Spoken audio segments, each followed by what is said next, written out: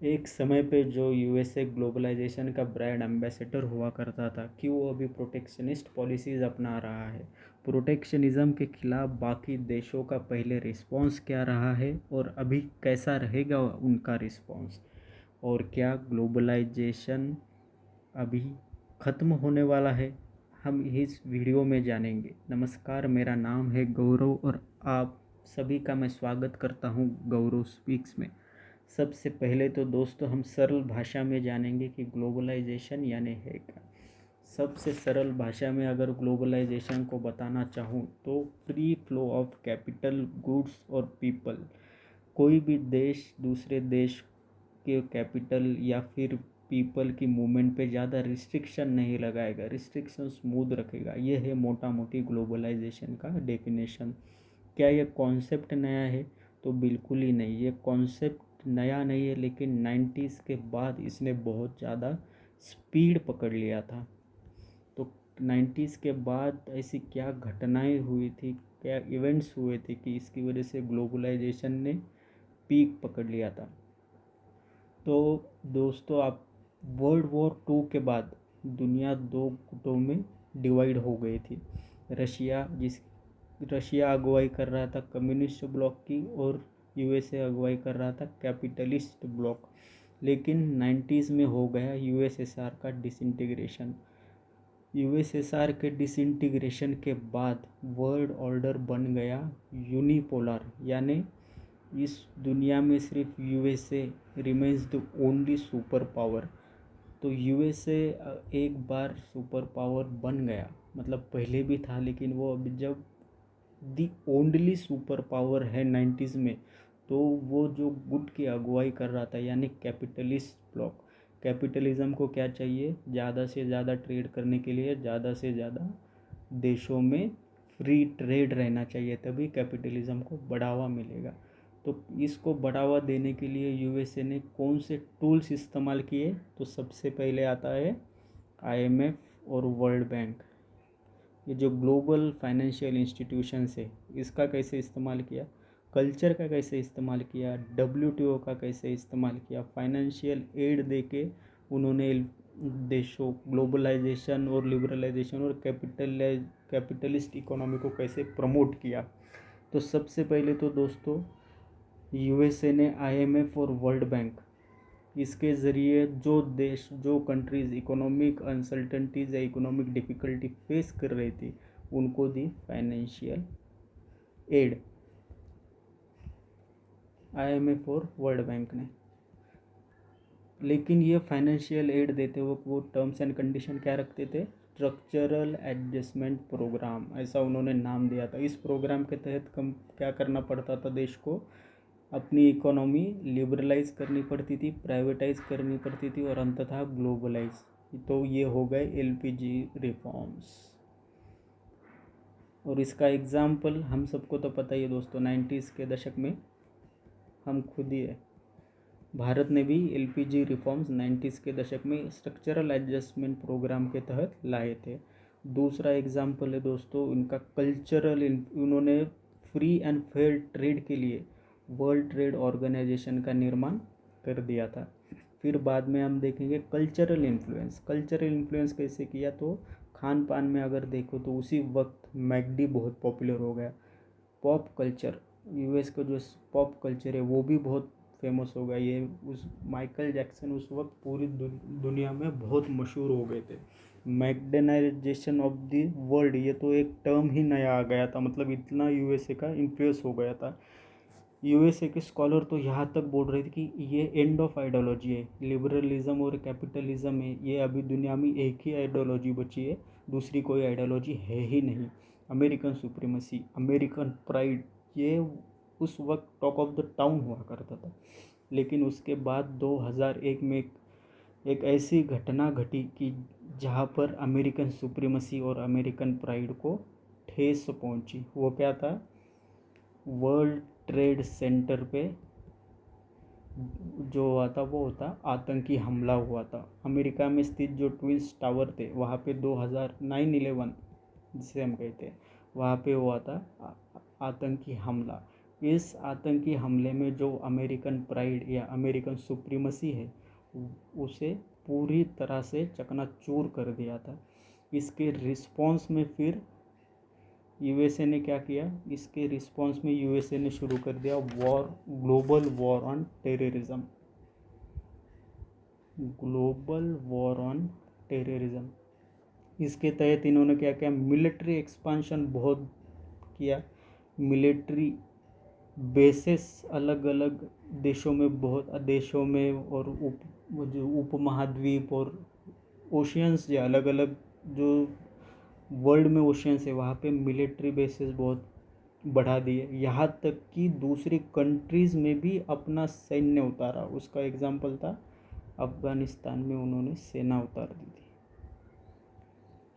तो global war on terrorism एक तरफ उन्होंने छेड़ दिया था, जहाँ पे उनका एक्सपेंडिचर बहुत ज़्यादा बढ़ गया था। लेकिन उसके बाद दोस्तों 2008 में आया फिर फाइनेंशियल क्रैश, और 2008 में और 9 में आ गई थी रिसेशन। यूएस इकोनॉमी पूरी रिसेशन में चली गई। इसकी वजह से इसका फिर इम्पैक्ट क्या हुआ, उनकी इंटरनल इकोनॉमीज़ में इकोनॉमीज अनसर्टनटीज़ बढ़ गई, अनएम्प्लॉयमेंट अपने चरम पे चला गया, इनइक्वालिटीज़ बहुत बढ़ गई। उसकी वजह से रेशियल डिस्क्रिमिनेशन होने लगा, इन्फ्लेशन भी बहुत ज़्यादा बढ़ गया। यूएसए इंटरनल इकोनॉमिक्स और पॉलिटिक्स में सफ़र कर ही रहा था। दूसरी तरफ ग्लोबल इवेंट्स क्या क्या हुए दोस्तों 2000 के बाद, जो यूएसए यूनिपोलर वर्ल्ड ऑर्डर में अकेली सुपर पावर था, लेकिन उसके बाद राइज ऑफ न्यू पावर्स हो गया। 2000 के बाद रशिया, चाइना, इंडिया, जापान और फ्रांस, इन ऐसे नए पावर्स का उदय हो गया। नए मतलब कुछ नई पावर्स और कुछ पुरानी पावर्स ने भी फिर से अपनी जो ताकत थी वो हासिल कर ली थी। अगर हम देखेंगे तो मिलिट्री में अगर देखेंगे हम दोस्तों, जैसे ही रशिया ने देखा कि यूएस इंटरनल इकोनॉमी में अभी सफ़र कर रहा है, कि उसका रिसेशन चल रहा है, तो 2015 में उसने क्रीमिया पर हमला कर दिया था। और ताज्जुब की बात तो ये थी दोस्तों, रशिया और यूएसए जो कोल्ड वॉर जिनके बीच में चला था, उसने क्रीमिया पे हमला करने के बाद भी यूएसए का रिस्पॉन्स कुछ ऐसा स्ट्रॉन्ग नहीं रहा था। और वही एक इंडिकेशन था कि अब यूएसए सुपर पावर नहीं रहा है, या फिर यूएसए जो सुपर पावर था उसकी जो हेजुमोनी थी पूरे वर्ल्ड पे वो अभी डिक्लाइन हो रही है। उसके बाद तो फिर रशिया का कॉन्फिडेंस और बढ़ गया और उसने यूक्रेन पे भी हमला कर दिया। रशिया अगर मिलिट्री टर्म में यूएसए को फाइट दे ही रहा था, तो इकोनॉमिक टर्म्स में चाइना एक नया सुपर पावर बन के उभरा है। अगर इकोनॉमिक टर्म में देखें तो चाइना दूसरी सबसे बड़ी अर्थव्यवस्था, और परचेसिंग पावर पैरिटी के पार में तो वो पीपीपी के टर्म्स में देखेंगे तो वो दुनिया की पहली अर्थव्यवस्था है। और manufacturing hub, global manufacturing hub, supply chain, आप कोई भी चीज़ ले लो, सेमीकंडक्टर ले लो, अभी नया टेक्नोलॉजिकल इसमें ले लो। रिसेंट एग्जांपल क्या है, डीप सीक एआई। अब टेक्नोलॉजी में भी जहाँ पर यूएसए की पूरा तूती बोलती थी, एक तरह से सुप्रीमसी थी टेक्नोलॉजी में, वहाँ पे भी अब चाइना ने बहुत तरक्की कर ली है। अब फिर बाद में जो था ये था कि कल्चरल भी अगर देखोगे हम तो इसका एग्जाम्पल है दोस्तों भारत का कल्चरल एक्सेप्टेंस अब बहुत ज़्यादा बढ़ रहा है दुनिया में। इसका एग्जाम्पल है कि 21 जून को यूनाइटेड नेशन ने घोषित कर लिया है अंतर्राष्ट्रीय योग दिवस। और जो पहले सिर्फ यूएस का पॉप कल्चर, यूएस का ड्रामा जो फेमस हुआ करता था, अभी कोरियन ड्रामाज आप देखना, वर्ल्ड में कोरियन ड्रामाज भी अभी बहुत फेमस हो रहे हैं। ये तो एक तरफ इंटरनल पॉलिटिक्स है, इकोनॉमीज़ में यूएसए की अनसर्टेनिटीज थी। और दूसरी बात जो है ना, जो आईएमएफ और वर्ल्ड बैंक इनका इस्तेमाल करके जो स्ट्रक्चरल एडजस्टमेंट प्रोग्राम है, या फिर जैसे मदद करके अपने टर्म्स पे लिबरलाइजेशन, ग्लोबलाइजेशन यूएसए इम्प्लीमेंट करता था, इसका अल्टरनेटिव अब देशों ने क्या कर लिया, इसको अल्टरनेटिव इंस्टीट्यूशन बना लिए। जैसे हम देखेंगे ब्रिक्स ने भी अपना एक बैंक बना लिया, एडीबी, एआईआईबी। ऐसे देखेंगे तो इसको अल्टरनेटिव्स भी अभी बन रहे हैं। और WTO जिससे बहुत उम्मीदें थी यूएसए को, लेकिन यहाँ पे सबसे ज़्यादा उसके उम्मीदों को ठेस अगर किसने पहुँचाई होगी तो वो थे भारत। भारत ने डेवलपिंग कंट्रीज़ और ख़ुद के इंटरेस्ट की नुमाइंदगी इतनी बढ़िया तरीके से की है। WTO को अगर वेस्टर्न इन्फ्लुएंस से किसी ने अगर बचाया है तो है अपना प्यारा भारत। तो ओवरऑल अगर देखो यूएसए के अगर इंटरनल टर्म्स में भी उनका डिक्लाइन हो रहा है, और ग्लोबल वर्ल्ड ऑर्डर भी अभी मल्टीपोलर, मतलब मल्टीपोलर यानी ये है, यूएसए अकेली सुपर पावर नहीं है, उसके साथ अभी बहुत सारी पावरफुल कंट्रीज़ आ गई है। इंटरनली भी उनको चोट पहुंची है, और ग्लोबल वर्ल्ड ऑर्डर भी अभी उनकी तरफ के टर्म्स कंडीशन को वो डिक्टेट नहीं कर पा रहे हैं। WTO को उन्होंने फिर देखा कि ये यहाँ पर हम अपने टर्म्स एंड कंडीशन डिक्टेट नहीं कर पा रहे हैं, तो उन्होंने क्या कर दिया, डिसफंक्शनल ही कर दिया। कितने साल हो गए अभी दोस्तों, यहाँ पे कोई रिजल्ट ही, कोई कंसेंसस ही नहीं बन रहा है। वर्ल्ड ट्रेड ऑर्गेनाइजेशन इस एक तरीके से डिसफंक्शनल हो गया है। तो फिर एक तरफ ये हो गया, एक तरफ इंटरनल इकोनॉमिक क्राइसिस, दूसरी तरफ राइज ऑफ न्यू पावर्स। तो यूएसए ने क्या कर दिया, फिर यूएसए का रिस्पॉन्स क्या रहा, फिर प्रोटेक्शनिस्ट। यूएसए अब बोलता है कि हम अपने टर्म्स और कंडीशन पे डिक्टेट नहीं कर पा रहे, तो हम फिर WHO से बाहर है, हम टेरिफ वॉर छेड़ देंगे। अब हमारे टर्म पे ग्लोबलाइजेशन नहीं हो रहा है तो हम टेरिफ बढ़ा देंगे, पेरिस क्लाइमेट डील से हम बाहर आ जाएंगे। नाटो की कंट्रीज़ को बोल दे कि अब हम एड कम करेंगे, आप अपना मिलिट्री एक्सपेंडिचर खुद देख लेना, वीज़ा रिस्ट्रिक्शन बढ़ा देंगे। तो यूएसए का मेन जो रीज़न है प्रोटेक्शनिस्ट बनने का, तो वो वही है कि वर्ल्ड ऑर्डर अभी चेंज हो रहा है, चेंजिंग वर्ल्ड ऑर्डर। यहाँ पे यूएसए अपनी पोजीशन वो डाइजेस्ट नहीं कर पा रहा है कि वो टर्म्स और कंडीशन अभी डिक्टेट नहीं कर पा रहा है। तो अभी देखना फिर टेरिफ वॉर, ये तो इसका मतलब क्या है दोस्तों कि फिर ग्लोबलाइजेशन क्या अभी ख़त्म हो जाएगा?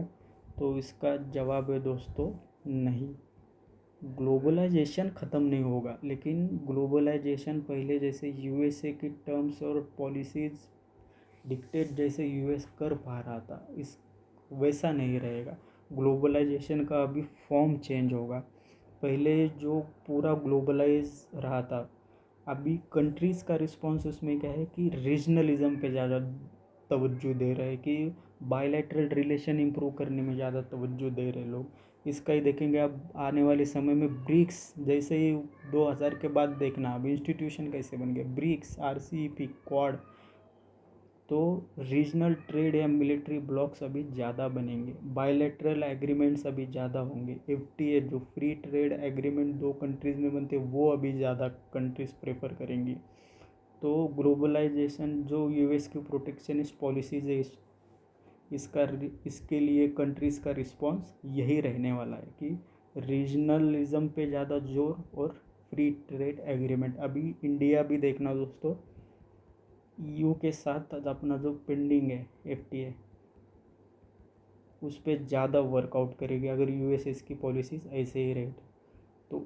उम्मीद है दोस्तों आपको ये वीडियो बहुत ज़्यादा पसंद आया होगा, पसंद आ गया होगा तो शेयर कीजिए, और चैनल को प्लीज़ सब्सक्राइब करना ना भूलिए। Thank you.